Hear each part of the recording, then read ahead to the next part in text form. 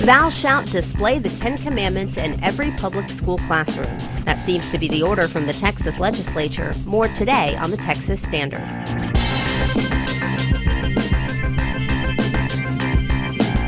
Texas Standard is a production of KUT Austin, KERA North Texas, Houston Public Media, and Texas Public Radio in San Antonio. I'm Laura Rice. More polling places for Texans to cast their vote seems like a good thing. Why there's a movement at the Capitol to require fewer locations in some areas. The war in Ukraine continues as peace efforts from the White House don't seem to be making progress. We'll check in. Water insecurity is a problem around Corpus Christi, and that's before a new Tesla plant coming in that will require more of it. What you need to know. Plus, the eyes of the world are on Fort Worth for its annual International Piano Contest and the female outlaw who made Texas history. That and more today on The Standard. From Abernathy to Abilene, Arlington to Alpine, attention remains centered on Austin as the Texas legislative session nears an end. It's the Texas Standard for Wednesday, May 28th. I'm Laura Rice. Thou shalt display the Ten Commandments in each public school classroom. That's the word now from both the Texas House and Senate. Lawmakers in the House passed Senate Bill 10 over the weekend, so it'll now return to the Senate, and if approved, would then advance to the desk of Governor Greg Abbott, who is expected to sign it into law. The effort comes 2 sessions after the Texas Legislature passed a law requiring Texas public schools to display donated in God We Trust signs. However, the Ten Commandments bill goes quite a bit further by requiring them in each classroom and specifying their placement, size, and font size. It also allows districts to accept donated posters or to purchase them. Senate Bill 10 also specifies the exact language that must be used. It's the King James Bible version that's also on the Ten Commandments monument outside of the Texas Capitol, beginning with the words, I am the Lord thy God, and ending with instructions not to covet thy neighbor's wife, manservant, or cattle. Andrew Schneider has been following this bill all session for our partner station, Houston Public Media. Andrew, welcome back. Thanks for having me. Well, this bill is returning to the Senate for concurrence following a last-minute amendment the Senate actually helped the House write. What was that amendment exactly? The amendment says that the state attorney general will defend a public elementary or secondary school in any lawsuit resulting from a school's compliance with Senate Bill 10. It also says the state will absorb all the costs, judgments, or settlements resulting from such a lawsuit.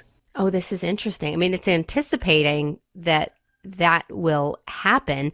And the bill does have a lot of critics, and many are expecting a legal challenge. There's actually some precedent for this that we're exploring right now in Louisiana. Can you remind us of what's happening there after they passed a nearly identical Ten Commandments in classrooms law? Sure. Yeah, there was a challenge to it on First Amendment grounds. There are 2 potential challenges under the First Amendment. First, there's the Establishment Clause, which says the government shall make no law respecting the establishment of religion. But there's also the possibility of a challenge as a violation of freedom of speech, because most courts have interpreted that as making it illegal for the government to compel speech. And critics are saying that's exactly what they're doing by forcing teachers to display the Ten Commandments. So a group of parties in Louisiana brought suit against the state after they passed their law, which is virtually identical to SB 10. And a federal district court blocked it, pending resolution of the trial. And that's now awaiting a hearing before a 3-judge panel of the Fifth Circuit. So do you have a sense, I mean, I guess some senators were involved in helping write this amendment. Does it seem like the Senate will accept the changes that the House made and push this forward to the governor? It's all but certain to do so. The amendment basically just adapts language that the Senate already agreed to for another bill involving religion in public schools. That was Senate Bill 11, the School Prayer and Bible Study Measure. So the Senate passed this bill way back in March, and it took the House until the end of May, where we're at now here, to do the same. What was that an indication of? It's not entirely clear. It could either be that there was some opposition to the bill behind the scene, or it could simply be that the bill was delayed in the crush of business before the House. Because if you remember, the House got off to somewhat of a late start because they did not select their speaker until the very beginning of the session. So it could be that it had nothing to do with any specific opposition to the bill and simply was a matter of trying to get it out from under the hundreds and thousands of other bills that they had to deal with. Obviously, there was some contention, and there were a lot of House members, specifically Democrats, who voted against it. But there were also several who crossed party lines and voted for this, pushed it through.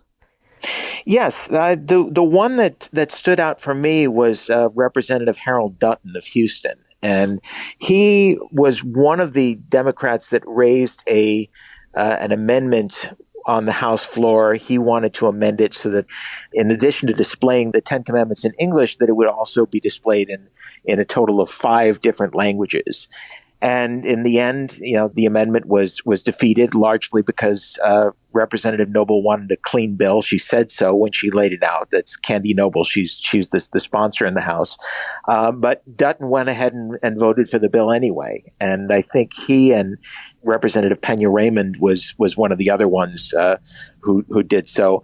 These are, by and large, Democrats who are viewed as being on the conservative end of the spectrum, but it was notable in those circumstances. And how quickly will we know? The Senate could take this up pretty soon, and it will be sent to the governor? They're going to have to. There's a deadline of June 1st in order to ratify any amended versions coming out of the other chamber.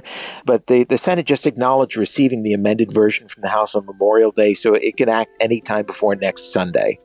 Andrew Schneider covers state politics for our partner station, Houston Public Media. Andrew, thanks again. You're welcome.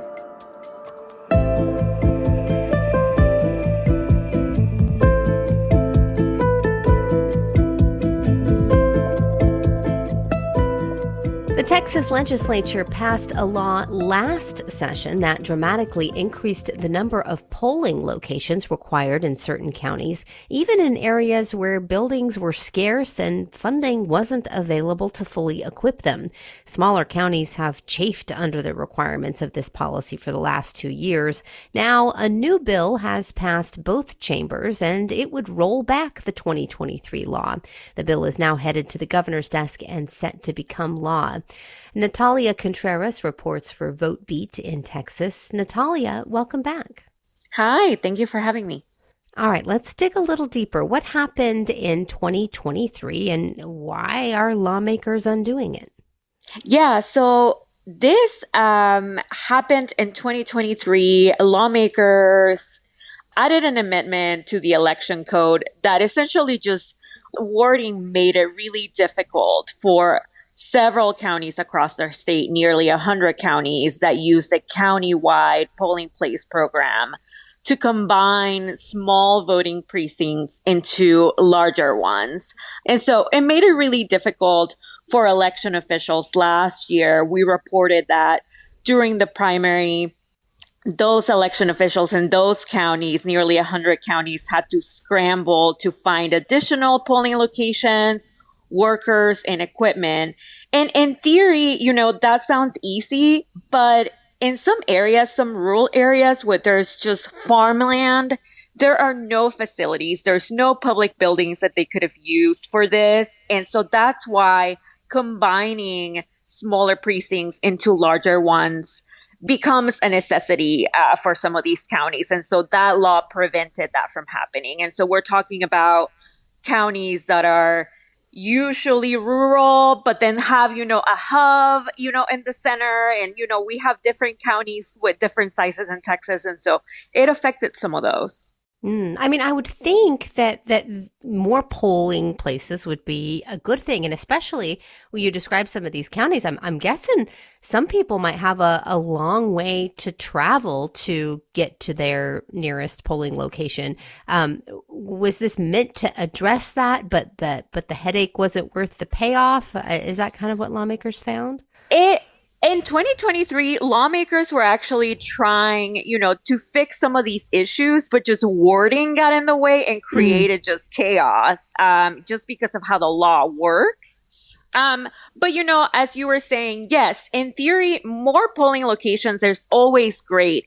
It's just the problem that we always come back to is, do we have the resources? Do we have the facilities?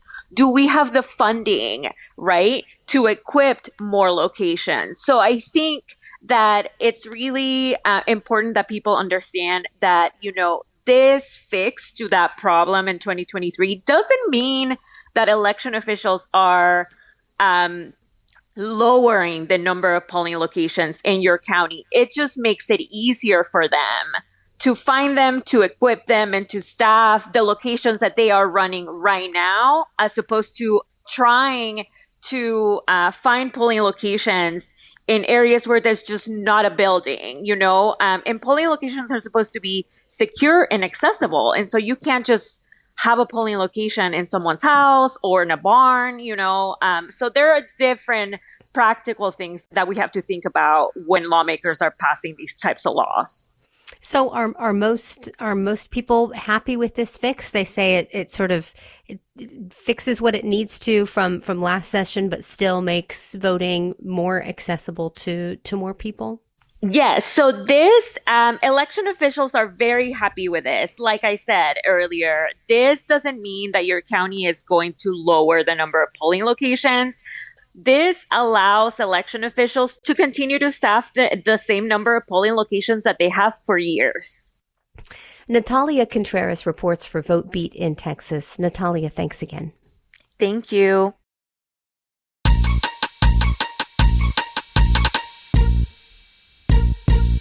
Wells Dunbar is watching the conversation online for us. Hey, Wells. Howdy, Laura. Great to be with you. Well, SpaceX's latest Starship test flight reaching space but ending in failure during re-entry after that propellant leak caused the vehicle to spin out of control and break apart over the Indian Ocean. Though debris fell safely away from populated areas, the incident adds to Starship's mixed track record and highlights ongoing challenges with Central Texas' own Elon Musk.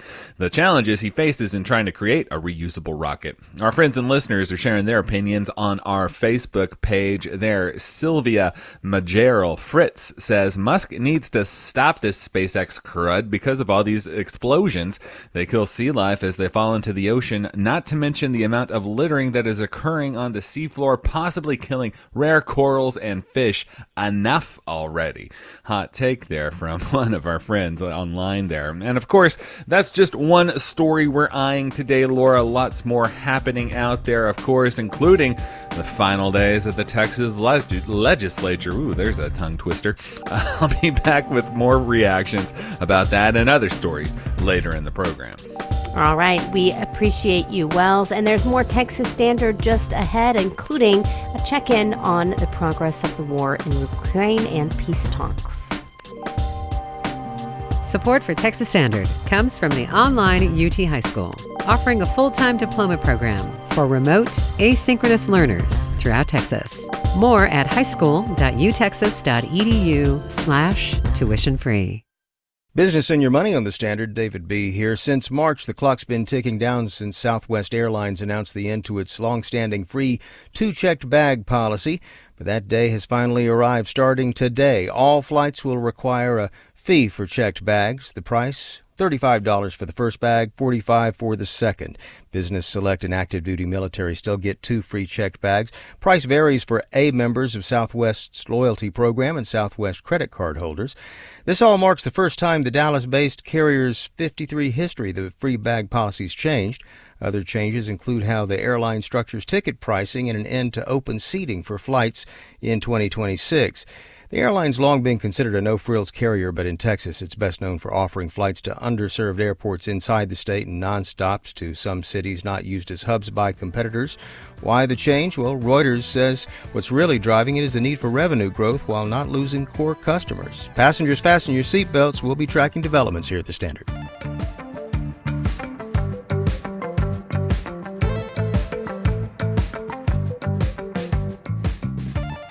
And you are listening to the Texas Standard. As many across Texas try to keep up with the war in Ukraine, one of the most difficult challenges is separating the domestic political noise from the moves happening at the moment on the ground. There are at least three things of note. Over the weekend, there were Russia's most intense drone and missile attacks on Kyiv so far in this war, killing 12 and coming at a time when the U.S. is pressing Russia to get serious about peace talks. Number two, President Trump publicly distanced himself from Moscow, calling Putin crazy, as Moscow called Trump emotional. Number three, Germany lifted limits on Ukraine's use of German weapons despite Russian nuclear threats. Joining us to help tie these strands together, historian and author Jeremi Suri, who's the Mac Brown Distinguished Chair for Leadership in Global Affairs, History, and Public Policy at the University of Texas at Austin. Professor, welcome back to The Standard. Good to be with you, David. Why these bombings last weekend? What was behind that? What was the strategy here? Well, I think Vladimir Putin believes that he's approaching a breaking point with Ukraine. He believes that the Ukrainian resistance to Russian power is weaker because of American withdrawal in some respects, and he is trying to push the case to win this war and conquer Ukraine. I have read it in many journals saying that this is a kind of negotiation strategy on the part of Putin, that basically he wants to show Zelensky just how bad it could be en route to some kind of formal negotiation. Is that possible? It is indeed, and Russia already controls a sizable part of the eastern part of Ukraine, and perhaps Putin is hoping that he can hold on to that and more. But he, I think, also recognizes that Zelensky is in for resistance as long as possible. So I think Putin's aim is really where he was in 2022 when he invaded, which is to take control of as much of Ukraine as possible. And he believes he has a window of opportunity, especially with Donald Trump as president now. Well, you know, I've heard a lot about that Trump-Putin buddy narrative, and I'm wondering, and some people have raised this as well in essays and commentary publicly, that this is kind of overblown. It's an easy way for the media to define the dynamics of one layer of this for the population that doesn't really understand or appreciate the differences between public diplomacy and what happens behind closed doors or on private channels. But beyond that, Professor, if Russia's winning the war, why would they ever go to the negotiating table with a mediator who's seen as taking sides with Ukraine? I mean, isn't it more likely that really what Trump's public rapprochement with Moscow is, and the demonization of Zelensky is really about is getting both sides to come to a table? I mean, if anything, it seems like Moscow's raising the stakes for Ukraine to come to the table with this latest attack. So this is the argument that some have made, in particular the Turkish government, that it's time for there to be an impartial mediator. But the truth is that we have a long record of Trump's relationship with Vladimir Putin. And going back to his first term, Trump repeatedly said that he believed Putin over American intelligence agencies. He has repeatedly done things that give favoritism to Russia over our allies. For example, the tariffs and various other activities Trump has undertaken as part of a trade war. He's largely excluded Russia from those. So it's hard to believe that this is just a public posturing on his part. There does seem to be a deeper way in which Trump feels that he and Putin have some connection, in part because I think he sees them having common enemies in certain European states and certain critics within democracy movements in various places. Trump promised that he would be able to use his personal relationship to move Putin on this war in a way that no one had before. And that has not happened. And there's every reason to believe that Trump believed that would happen. And so he certainly thinks he has a different relationship with Putin than other presidents. Well, as you point out, it's not just the U.S., but it's Turkey who's saying we got to do something about this situation, that the fighting is, there's no end to it. And one thing that I'm not hearing from those who see negotiations as wrongheaded is this. What's the end game? I mean, Russia doesn't have to talk. Historically, they keep throwing bodies into a war, right? They want that bridge to the Black Sea. They've given a lot of personnel and treasure to that. Why would they stop? Well, because this is a very costly war. Russia has lost hundreds of thousands of its citizens in this war. Its economy in many ways has gone into a tailspin in certain areas, particularly in the access to young talent that's left the country wherever it can. This is a very costly war for Russia, and the hope is that Russia will at some point decide, the Russian citizens and maybe Vladimir Putin as well, that they don't want to pay the costs of this war anymore. Historically, David, large powers don't lose wars when they're completely defeated on the battlefield. They lose wars when they decide they don't want to pay the costs anymore. Germany's missiles, we were talking about that earlier in the introduction. They have something like a 500-kilometer range, greater than the missiles the U.S. Has provided. If Ukraine starts lobbing those at Moscow, doesn't that open up a Pandora's box? And aren't we looking at the potential of a Russian-NATO conflict, not just Russia-Ukraine? Yes, we are. And this is something that worried the Biden administration, and I believe worries people in the Trump administration, that this war could escalate.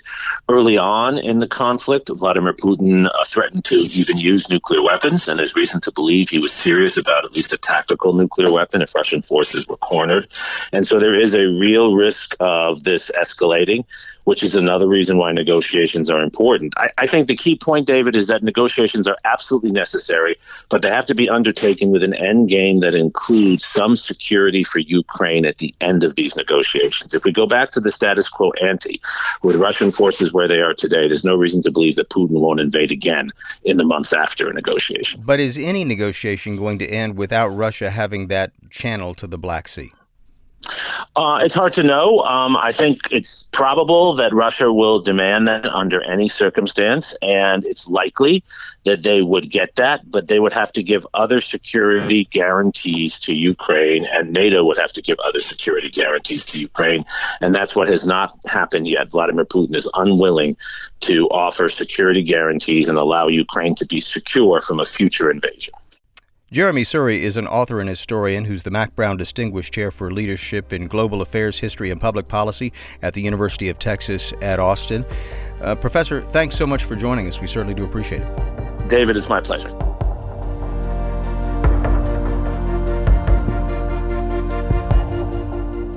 Support for Texas Standard comes from Texas Mutual Insurance Company, committed to strengthening the state's workforce and its communities through safety and wellness grants and education initiatives. More at texasmutual.com/community impact. Support for Texas Standard comes from the Texas College Savings Plan, administered by the state of Texas. Families can save for tuition, room and board, books, and other qualified education expenses at eligible schools nationwide. Learn more at texascollegesavings.com.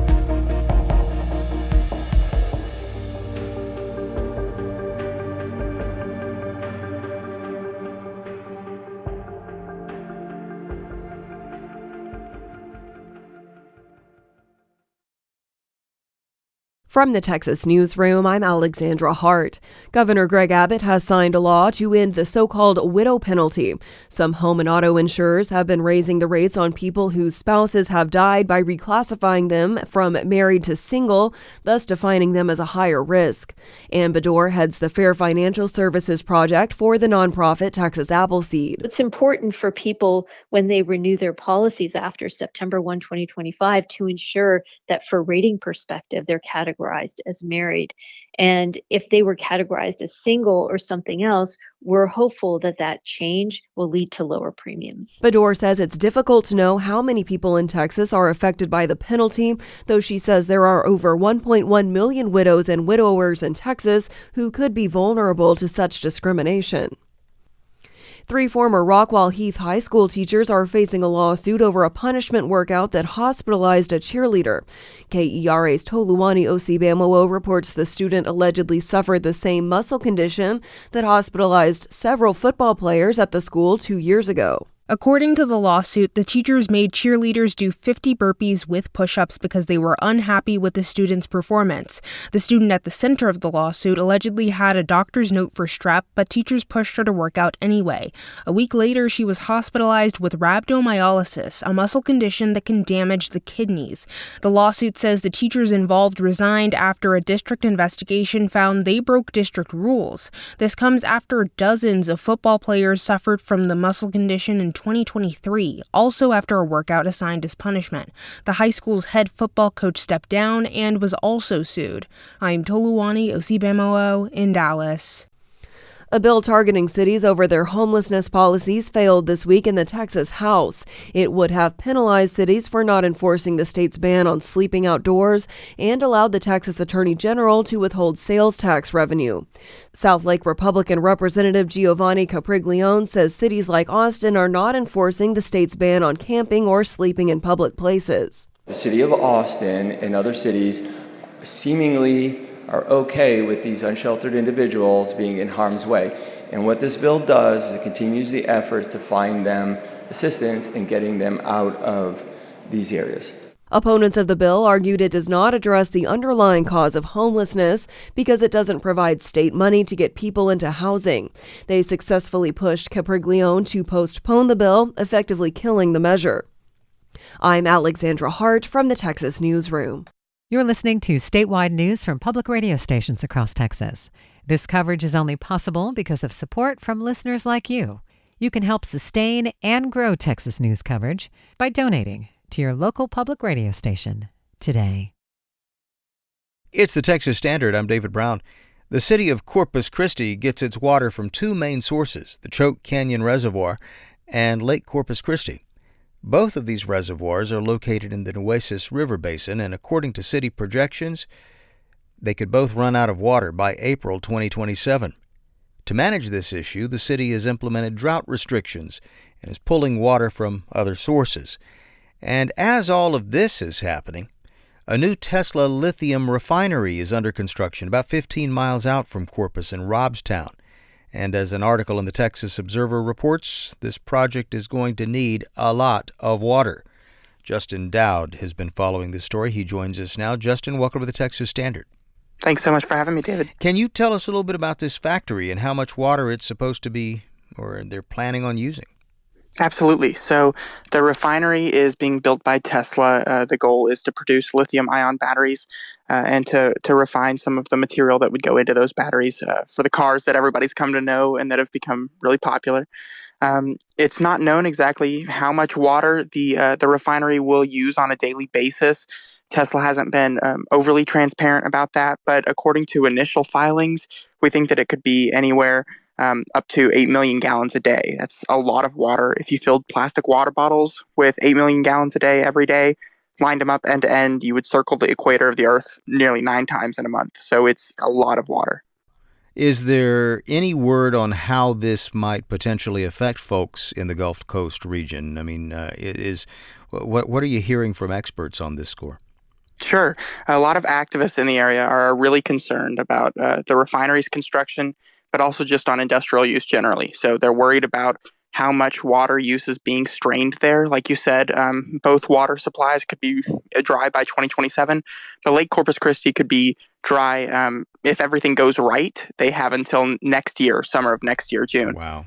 But if things are cut short, it could be substantially sooner. We're talking about end of 2025, potentially. So it's kind of a ticking time bomb, and people are really worried that adding industrial users like Tesla is going to exacerbate the problem further, especially when a community like Robstown is getting their water from so many different areas. And when is this refinery supposed to go online? When are they supposed to start gearing up and using all that water? They haven't set out an official start date for when the refinery would, become fully operational, but they're already using substantial amounts of water for the construction use, and that would only increase once the refinery comes online. Corpus Christi city leaders, have they weighed in on this? Have there been any legal threats or anything like that to your knowledge? Yes, so city officials in the Corpus area have actually engaged with legal filings regarding the rate of payment that industry users get. They get a substantial discount on water use payments because of the large quantity of water that they're using, basically. They're using so much more than the average, single-family household would use, that they get a substantial bulk discount, kind of like you'd get at Costco if you're buying more Cheez-Its. So because of that, there have been a number of locals who have pointed out the discrepancy and said that they're kind of getting the brunt of the negative impacts. And so that's one example of legal filings that have been taken up in the state. They actually just reached a settlement with local industry leaders to try and resolve some of that discrepancy to where hopefully industrial users would spend a little bit more on water, but it wouldn't necessarily equate it to what the average family household is using. Well, your reporting says that Corpus isn't the only place in Texas dealing with this issue right now. There's a bill currently in the legislature trying to tackle this issue statewide. That's right. So the water crisis is by no means siloed to Robstown or Corpus. It's across the state. So the governor, Abbott, actually made it an emergency item, one of 7, this legislative session. So the bill that you're referring to is SB 7. It's proposed by a number of legislators, including Charles Perry. He's a Republican that represents a lot of the panhandle in the Senate, including Lubbock. And SB 7 actually passed overwhelmingly, nearly unanimously in a House vote yesterday or on Monday, making it really likely to end up at the governor's desk before the session's out. So that bill would establish protocols for the Texas Water Fund to kind of finance infrastructure development, so pipelines and reservoirs to increase the amount of water that's coming into the Corpus Christi Bay Area. But it would also expand the power of the Texas Water Development Board, which is the state's leading water agency. So organizers around Corpus are worried that that bill actually isn't necessarily addressing the right problems. Instead, it would invest a large amount of money into proposed solutions like desalination plants or water sourced from other areas across the state, instead of focusing on water conservation on the ground. Right. So more of a supply as opposed to a demand. Exactly right. Kind of thing. We've been speaking with Justin Dowd about his recent story in the Texas Observer, and we're going to link to it at texasstandard.org, where you can read all about it. Justin, thanks so much for speaking with us on The Standard. Thanks for talking with me, David.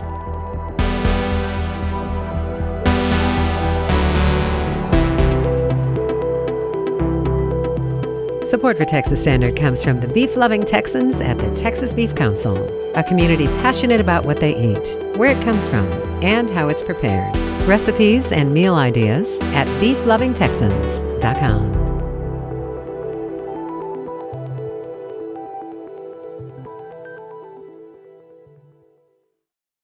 It's the Texas Standard. I'm Laura Rice.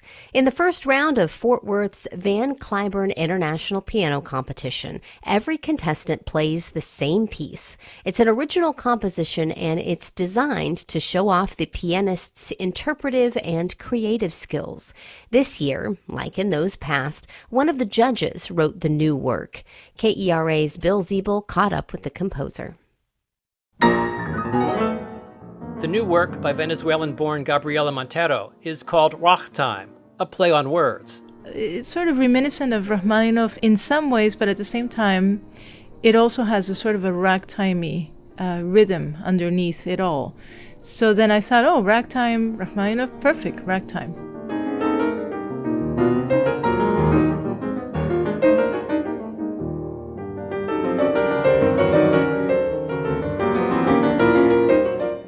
The piece is short. It takes between 4.5 and 6 minutes to perform. Montero says it started out as an improvisation. She's known for improvising in the classical style at her recitals, but she also built in opportunities for the pianist to be both challenged and creative. And she wanted this to be fun, after so many of her works are dark, influenced by politics of her home country. I can't write anything that's simple. It's always very complex. What I wanted was to give the opportunity to the candidates to really display their imagination, their musicianship, and also their understanding, to then have it in your fingers and allow it to really come to life in this kind of dance element. 27-year-old Chinese-born pianist Shangra Du picked up on that element. To me, this piece is almost like a dance. We have, the very beginning, we have, this very active, very joyful dance.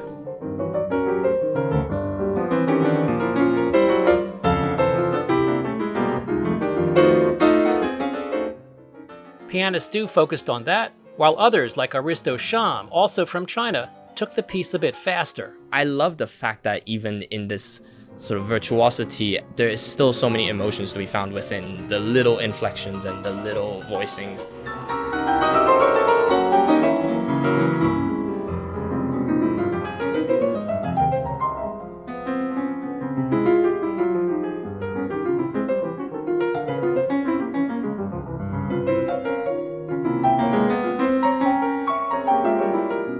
These different interpretations of the new work, especially convincing ones, That's what Clyburn CEO Jacques Marquis hoped for.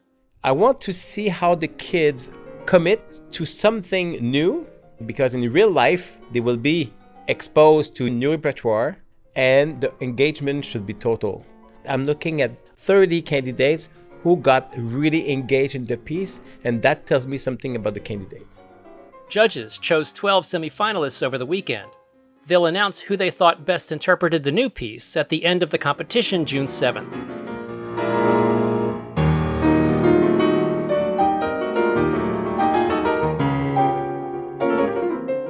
I'm Bill Ziebel in Dallas.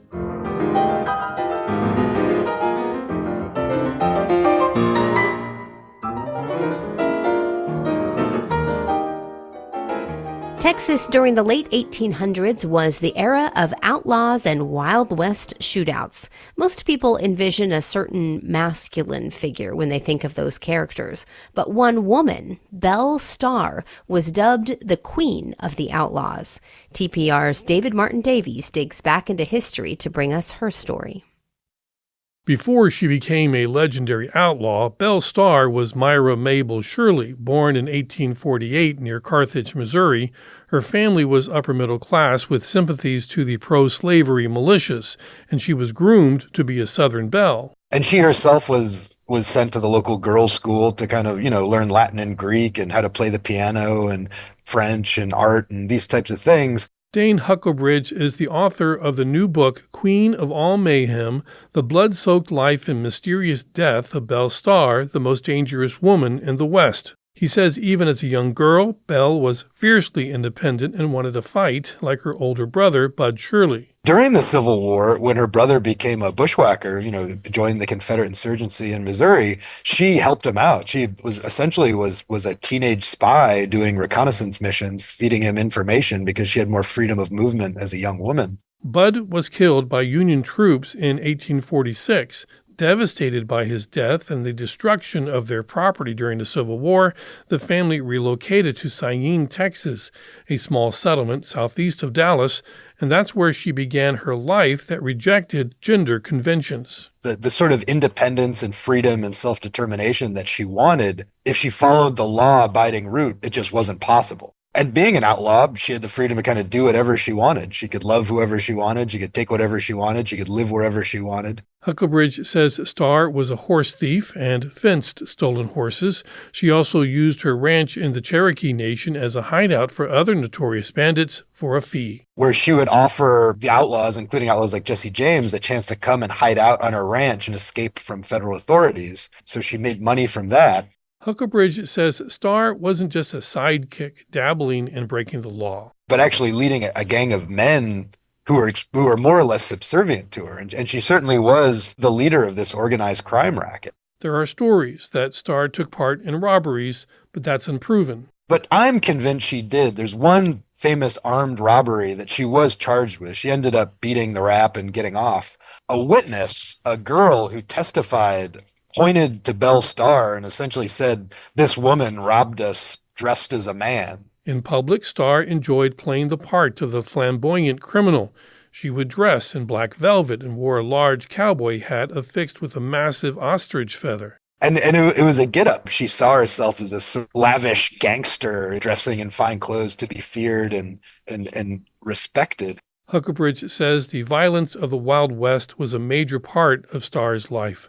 All 4 of her husbands were killed in gun battles, and she too died violently. It was definitely an execution. She was riding her horse alone, and somebody shot her in the back with a barrel of buckshot. Starr was knocked off her horse, and her attacker shot her again at point-blank range. The identity of that attacker remains a mystery. It's one of the great unsolved murders of the Wild West. The story of Starr's death was printed in the New York Times, giving rise to the story of the Queen of the Wild West Outlaws. I'm David Martin Davies in San Antonio.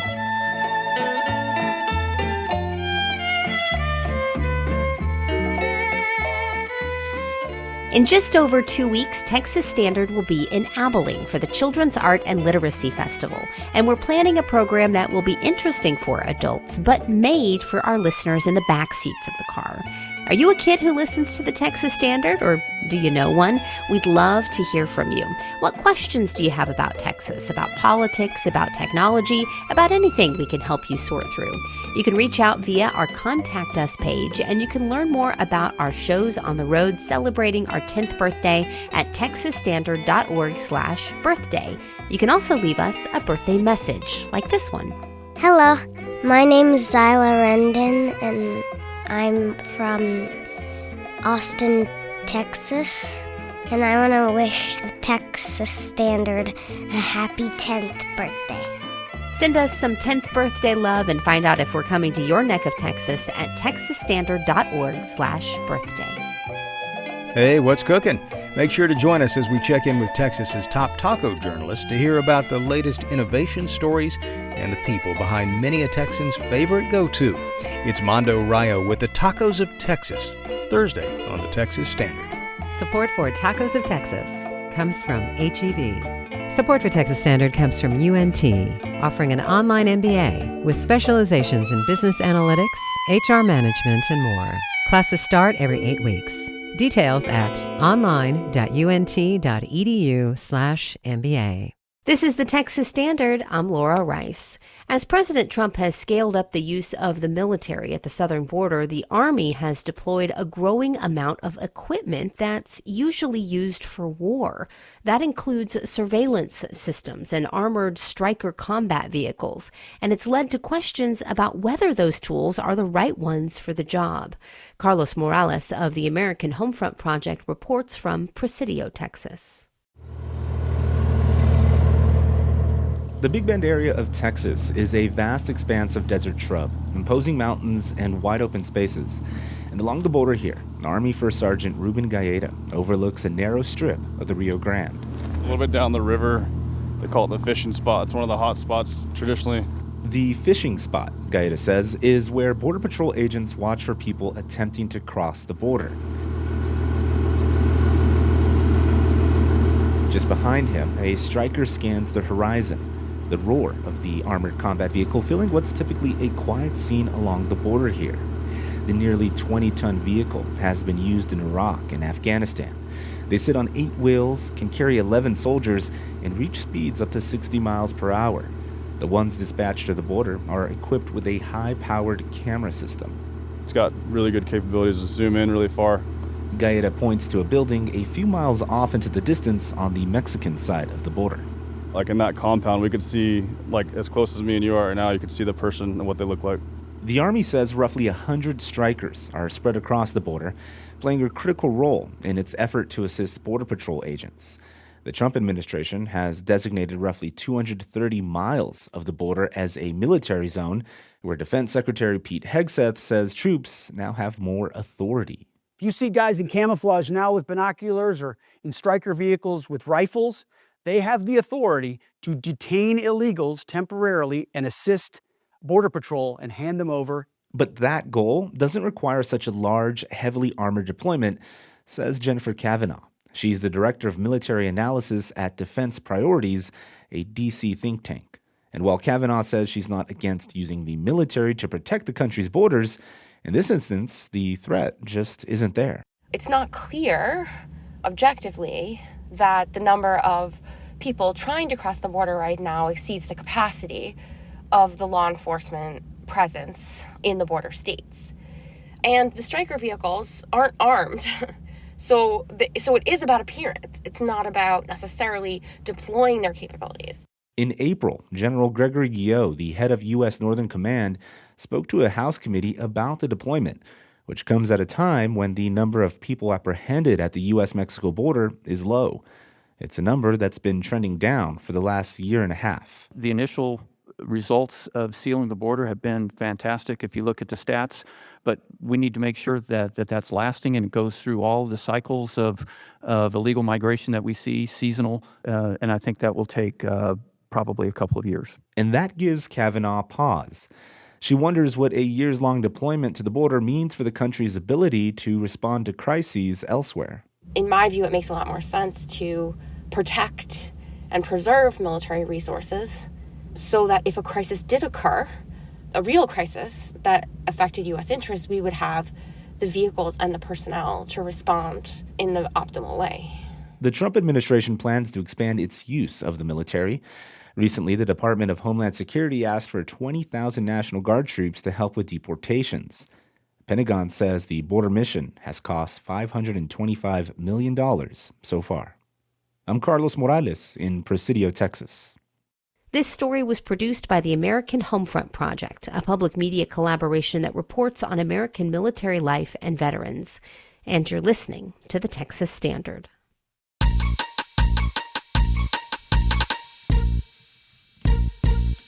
Wells Dunbar here with the Talk of Texas. And this hour we've been talking a lot about the Texas Legislature coming to a close very soon, less than a week away, Tuesday, June 2nd.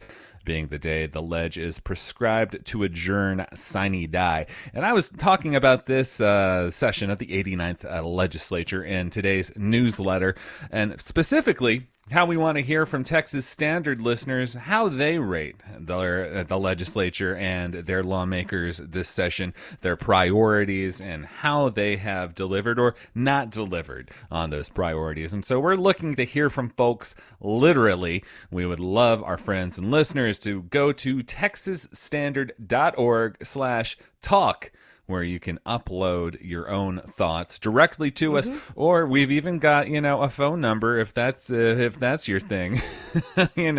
I love a little old school analog technology. So again, that is at texasstandard.org/talk, or you can leave us a voice memo. That's right, at 1-512-710-8951. That's 512-710-8951. 8951. We really want to hear from you. We think that would be great. I love that Wells getting more voices of Texans on the air. It's the kind of thing where a lot of people have sort of had different feelings about social media, and so we want to encourage people to find lots of different ways to engage with us. So nowadays we've got not just an email address but a phone number. We've got social media as well. And Wells Dunbar wants to hear from you and the specific topics or anything on folks' minds. How's this working? Yeah. Well, we're talking here about the legislature, obviously, because there is so much to talk about here in the final days of the ledge. One thing I've been seeing a lot of reaction to this, an anti-trans bill on its way to the governor's desk. This per action from the Texas Senate, who just voted, I believe, late last night or early this morning, technically, however you look at that, to pass House Bill 229. That enforces strict definitions of gender, requiring that a person's sex be defined by the sex listed on an individual's birth certificate. So lots of folks upset about this one, including the advocates at Equality Texas. They write that this bill ignores the reality of over 100,000 trans people living in the state and the 1.7% of the population that is intersex.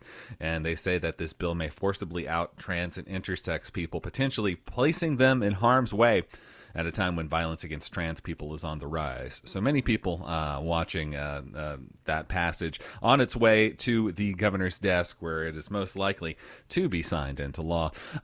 Interesting enough as well, the bills that aren't going to be making law, that aren't going to pass, it looks like. It looks like Senate Bill 2000, or let's just spell it out, Senate Bill 2880. This one would have prescribed limits on mailing abortion medication into Texas. That bill apparently dead in the water, it looks like, with such a little time left. Similarly, Senate Bill 16. This was a Texas Republican bill that would require voters to prove their citizenship. Apparently, it is not in the offing either after it stalled out in the House. So not looking likely. A last-minute bill. This would be a Senate joint resolution. And this would place something on before voters for a constitutional amendment. Senate Joint Resolution 87. That is a proposed constitutional amendment that would prohibit bail in certain instances. Violent instances and the like. So lots of push behind this one, but at the last minute, anyone's guess as to whether or not that'll get over the finish line. Wells Dunbar is interested in hearing from you and what you are seeing in the Texas Legislature. He's got all the ways you can contact us. Again, that's texasstandard.org/Talk of Texas. Thank you so much for listening. Philanthropic support for Texas Standard comes from Casey and Scott O'Hare, the Winkler Family Foundation, Lynn Dobson and Greg Waldridge, Adrian Killam, the George Huntington family, and St. David's Foundation. Additionally, Texas Mutual Insurance Company is a founding sponsor of Texas Standard.